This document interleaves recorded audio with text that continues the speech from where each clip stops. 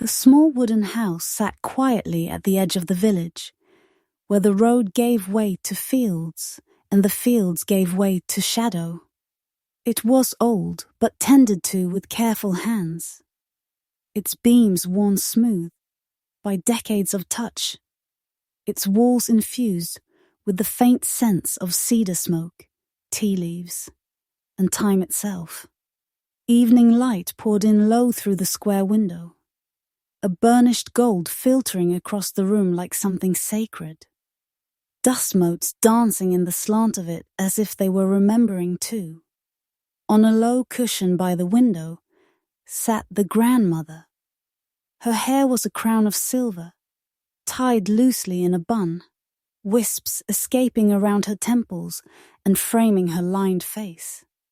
Her skin, soft yet weathered, bore the faint creases of countless seasons. Laughter, grief, and endurance written there in fine etchings like poetry no one could erase. Her hands, folded loosely in her lap, were thin and veined, fingers slightly bent with age. Yet they moved with a quiet grace when she touched the fabric of her robe or adjusted the child's sleeve, as if they still remembered all the strength they once held. Beside her sat her grandchild. The boy was only 8, though sometimes he tried to pretend he was older. His eyes, wide and curious, caught everything. The sway of curtains, the long sigh of the wind outside, the tiny hesitation in his grandmother's smile. He leaned against her arm as though it were a fortress, his small hand occasionally creeping over hers, as though to make sure she stayed anchored there beside him. "Grandmother," he said softly, eyes fixed on the fading sun. "Why do your hands look like that?" She turned her head slowly, following his gaze downward. Her wrinkled hands rested in his smaller ones. She gave a faint smile, one that carried both warmth and sorrow. "Because these hands," she whispered, "have held too much." The boy frowned. "Too much what?" Her eyes drifted toward the window, where the light was thinning now, shading into amber dusk. Something stirred behind her gaze. A weight, a remembering. For a long moment, she did not answer. The silence between them grew long, but not uncomfortable. It was the silence of hearth fires, of waiting for stories. Finally, she spoke. Too much loss, too much hope, too many days where survival was the only dream we had left. But also, she pressed her palm gently against his cheek. Too much love? That is why they look this way. The boy studied her, his lips parting as though to ask more. Instead, he just held her hand tighter. The grandmother exhaled softly, her breath catching like an old song she hadn't sung in years. Then, in a voice low but carrying the weight of decades, she began. "There was a time," she said, "when I was not old, when these hands were small like yours, when I believed the world was bigger than sorrow. But life taught me otherwise." The boy leaned closer, chin resting against her arm. The light through the window shifted, deepening, and as she spoke, the present seemed to blur, dissolve, and as though her words themselves carried him backward into another time. The first memory unfolded not as words, but as pictures painted by her voice.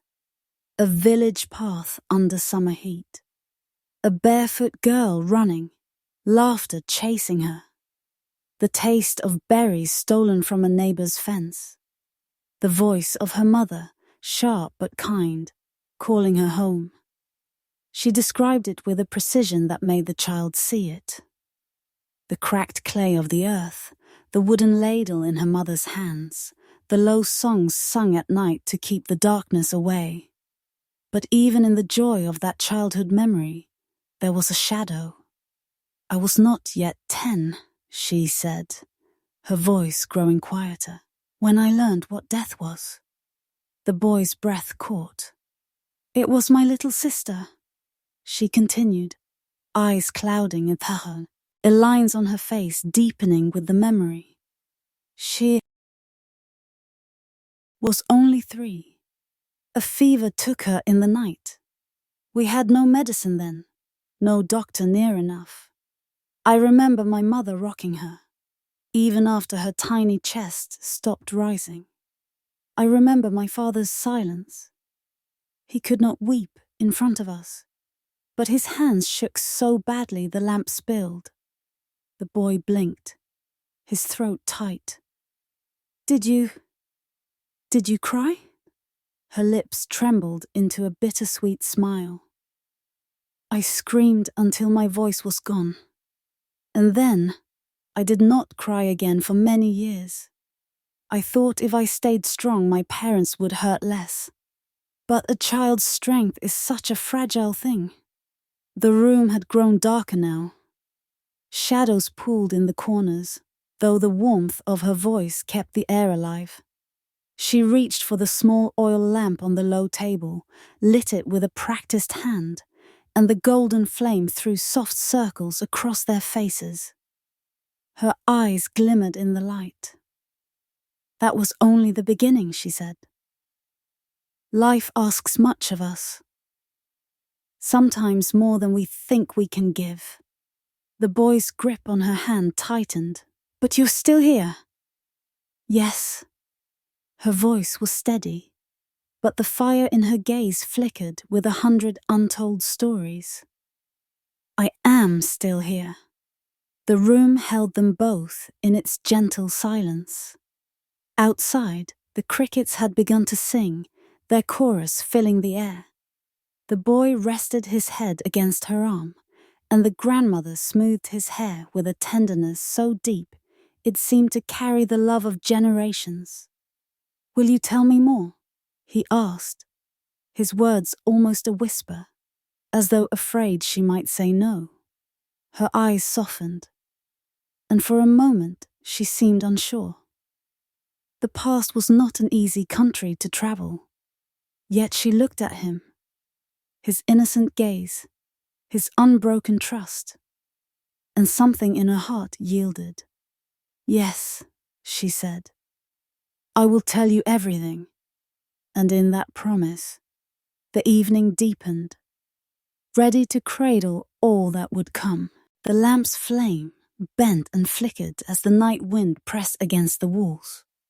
The boy sat still, eyes wide, as though he knew the story was no longer just for listening, but for carrying.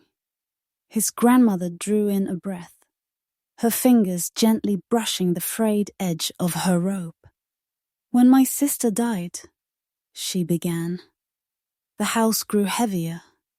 Grief settled like dust on everything, even in the air we breathed. I was a child, but children see more than people think. I saw my mother's hair turn grey before it should have. I saw my father's shoulders stoop, and I felt the emptiness of our home, as though the silence itself was another person living with us. Her voice trembled, though only slightly, like an old string instrument played carefully after many years. I had 2 brothers then, older than me, stronger. They helped my father in the fields. We grew rice, but the floods came often, washing away more than they left behind. In good years we ate well enough. In bad years, we boiled wild roots, chewed bark, and prayed the rains would not take everything. The boy shifted, his lips parting. Did you ever go hungry, grandmother? Her eyes glistened in the lamplight. Yes, many times. Hunger is not just emptiness in the belly, child. It is a shadow that follows you everywhere. It makes you dream of food even when you sleep. It makes you weak, not just in body, but in spirit. There were nights I lay awake, my stomach aching, my mouth dry, listening to my brothers whispering about the same pain. My parents gave us what little they had, though I knew they were starving too. That is what love is sometimes. Giving away the last bite even if your own hands tremble. The boy lowered his gaze, gripping her hand tighter. Did you ever think you would die? She paused. Yes, she admitted. But children carry strange strength. We ran barefoot. We climbed trees. We laughed at silly things even when our ribs showed. We survived because we did not know we should despair. Her lips curved faintly, though her eyes were far away. One year, when I was 11, the floods came worse than ever. The river swelled until it roared like an angry beast. The fields were swallowed whole. I remember standing at the edge of the water, watching our rice float away. My father's face, I had never seen such defeat in his eyes.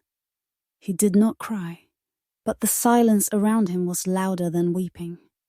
Her hands trembled slightly, as though they could still feel the spray of that angry river. That year, my mother cut her hair to sell it. She said it was only hair, that it would grow back, but I knew it was more than that. She sold it to buy us rice. I can still see her sitting by the fire.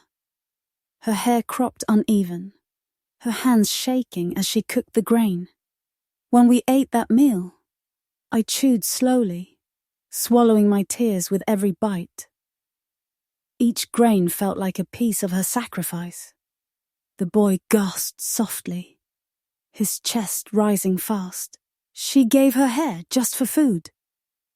Yes, the grandmother whispered, her eyes clouding with memory, because love is not only gentle, Swat, sometimes it is sharp, and it cuts us, but it is what keeps us alive. The crickets outside grew louder, their chorus carrying the story onward. When I was 12, she continued, my brothers left for work in the city. They were only boys, but they said they had to help. My father did not stop them, though I saw the fear in his eyes. He knew the world beyond our fields was not kind. I cried when they left. I tried to hide it, but my mother saw. She told me, you must be strong now. You are the eldest here. Her fingers pressed against the boy's cheek, as though reminding him of that truth. I wanted to be strong. But strength is not something you can put on like a coat. It must be forged. And for me, it was forged in fire. The boy tilted his head. What fire?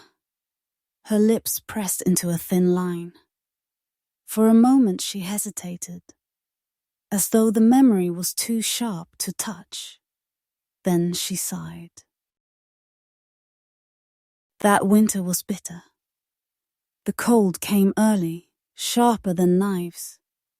We had little wood, and my father tried to build fires from anything. Old baskets, broken stools, anything that would burn. One night, when the wind howled so loudly, it sounded like wolves, our roof caught fire. A stray ember from the hearth, carried upward by the draft. I woke to my mother's scream, to the glow of flames licking the beams above us. The boy's eyes widened. We ran into the night, barefoot in the snow. I remember clutching my mother's hand so hard I thought my bones would break. My father tried to fight the fire with buckets, but it was no use. By dawn, all that was left was blackened wood and smoke rising to the sky. The grandmother's voice grew quieter, the lamp flickering against her face. We lost everything, our blankets, our tools. Even the small carved toy my father had made me. Gone. For weeks, we lived in the shed of a neighbor, huddled together for warmth. Hunger gnawed at us. Cold bit our skin. But still we endured. Her eyes closed, disowned, and for a long moment she was silent, the crackle of the lamp filling the room. The boy whispered, "Weren't you afraid?" She opened her eyes again, meeting his gaze. Yes. But fear becomes a companion after a while. You stop noticing it, like a scar that has always been on your skin. What matters is not whether you are afraid, but whether you keep walking anyway. The boy leaned closer, resting his head against her arm. His grandmother's hand brushed his hair, her touch tender despite the weight of her words. "And so I walked," she murmured. "Through hunger, through cold, through losses I could not yet name. I did not know then that my hardest years were still ahead. But even as a child, I learned this. Life takes much from us, but it also leaves us with something. The strength to rise again." Her voice grew softer, like the fading gleam of the lamp. "That strength, child, is what carried me here. To you." The boy closed his eyes, holding a hand as though it were the only anchor he had. The room stilled, heavy with her words. Outside, the night deepened, the chorus of crickets joined by the distant hoot of an owl. The grandmother leaned back slightly, her gaze lingering on the window where the moon had begun to rise. "Are you tired?" she asked gently. The boy shook his head fiercely, though his eyes drooped with sleep. "No. I want to hear more. Tell me what happened after." Her smile curved faintly, touched with sorrow and love. "After? Ah, child. After came war." Her words fell like stones into the silence, and the boy's eyes flickered open again, wide with wonder and dread. But the grandmother only stroked his hair, humming a low tune. An old lullaby worn by time. "Tomorrow," she whispered. "Stories of war must wait for another night." The boy sighed, disappointed, but too drowsy to protest further. He curled against her side, his small vegas tangled with hers. The grandmother looked down at him, her tired eyes softening. She kissed the top of his head and closed her eyes. For a moment, the lines of sorrow on her face eased, as though the presence of this child had given her peace no memory could take away. And so the night held them. An old woman, a child, and 1,000 unspoken stories waiting in the dark. The boy stirred awake before dawn, his small body shifting against his grandmother's side. The room was still cloaked in the faint blue of early morning. The lamp long extinguished, the air cool with the breath of night. He blinked sleepily and lifted his head, only to find his grandmother already awake, staring at the pale light through the window. Her eyes were far away again, caught in some place the boy could not see. He touched her hand gently. "Grandmother?" She turned, her face softening, though the weight in her gaze remained. "You're awake early, child." He nodded, yawning. You said you'd tell me about the war." Her lips pressed together, not in refusal but in hesitation. For a long moment she only studied him, as though weighing whether his young ears could carry what a memory still struggled to bear. Then, with a sigh that seemed to reach back decades, she began. "I was 13 when the soldiers came," she said. "Just barely a girl, though I felt much older already. Hunger, fire, loss, they had carved childhood out of me. But war. War does not just carve, it devours. The boy's fingers curled around hers. They came in boots that shook the earth. I remember the sound, like drums rolling across the land. Their flags were strange, their voices harsh. We had heard rumors for weeks. Villages burned, men taken, women crying in the night. Still, when they came to our village, it felt unreal, like a nightmare we had stumbled into.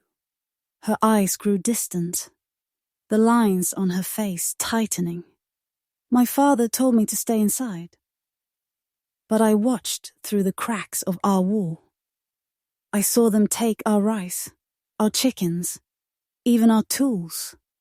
My mother begged for mercy, but they laughed. My father tried to speak, and they struck him down. Not dead, thank the heavens, but with a wound that bled into the dirt. I will never forget that red. The boy's breath, too. Ought. Did they hurt you? Her voice wavered. No, not then.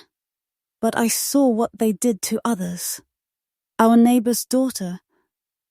She was only 16. They dragged her away. Her screams filled the air until they stopped, and the silence after was worse than the sound.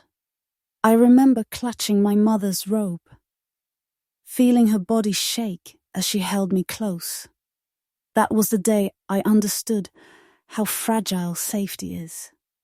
The boy's eyes widened, tears forming though he didn't fully understand.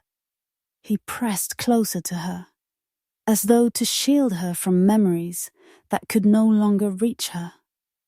The soldiers came back many times, she continued. Each time we hid what little we had. Each time we prayed they would not take more. Sir, my brothers, they returned from the city once, thin as reeds, but still standing. They wanted to fight.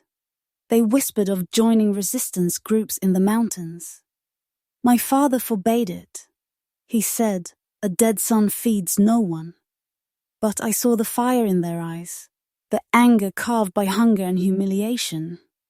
One night, they left without a word. Her voice broke faintly at the edges, though she steadied it. We never saw them again. The boy's lips parted, his voice a whisper. They didn't come back? She shook her head slowly. No, perhaps they fell in battle. Perhaps they starved in the mountains. Perhaps... She paused, eyes closing briefly. Perhaps they still walk somewhere, old and broken like me.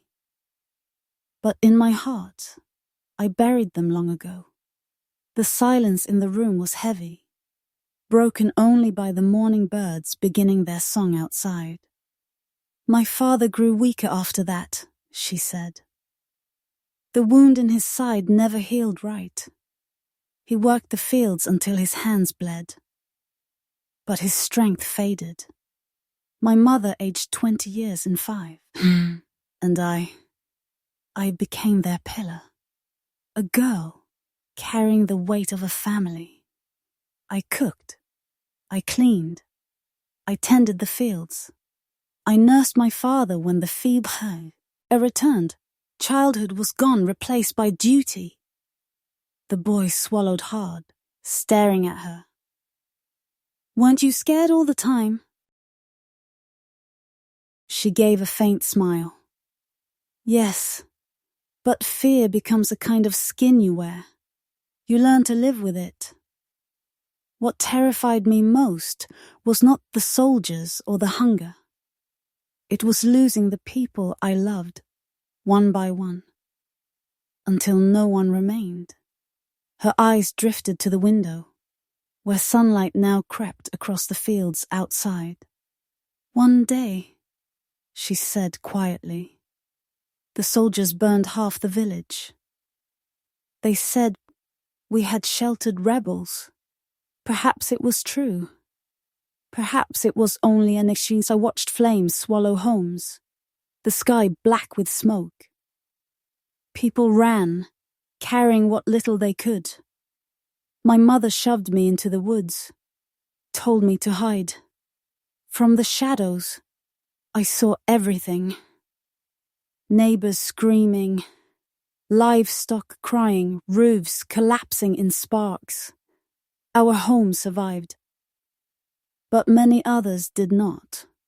For weeks after, the air smelled of ash. The boy trembled. Did you ever smile back then? Her lips parted, then curved into something fragile. Yes. Even in war, children find moments. I remember sitting by the river once, watching fireflies dance. For a moment, I forgot the soldiers, the hunger, the fear. For a moment, the world was only light. That is what saved me, child. Not strength, not courage, but those small sparks of beauty that reminded me life was still worth holding on to. She reached out, brushing her grandson's cheek. You see, even in the darkest times, light finds a way. You must always look for it, always.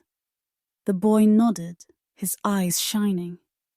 Her voice grew softer, heavy with the wear of telling. War lasted many years, too many. By the time it ended, I was no longer a girl. I was a young woman with calloused hands, weary eyes, and dreams buried beneath survival. But I had also learned this. The world may break you, but if you keep walking, you become unbreakable. She fell silent then, as though the story itself had exhausted her. Her gaze lingered on the boy, who sat close, his small hand still resting in hers. Do you want me to go on? She asked gently. The boy's eyes widened. Yes, please. What happened when the war ended? Her gaze softened, though sorrow lingered there. When the war ended, that was when love entered my life, and with it, new sacrifices. The boy blinked, leaning closer. Love? She smiled faintly, the wrinkles around her eyes deepening. Yes, child. Love. Even in broken times, the heart remembers how to hope. Her eyes drifted once more to the light outside, as though searching the horizon of memory. But that, she whispered, is another story.